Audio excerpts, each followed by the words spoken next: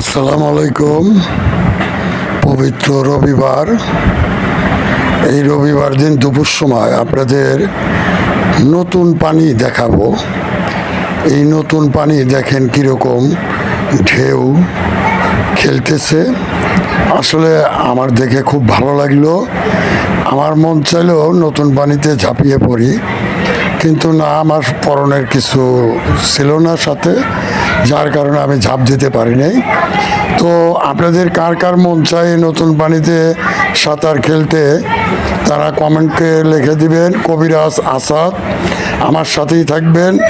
আমি আপনাদের অনেক ভিডিও দেখাতে পারি। এটা উল্লাপাড়া সাজাদপুরের মাঝখানে গারাদাও বকুলতলা, এই নদীটা করটিয়া নদী। দেখে ভালো লাগলে একটা লাইক, একটা শেয়ার, কমেন্ট করেন। ধন্যবাদ। আসসালামু আলাইকুম।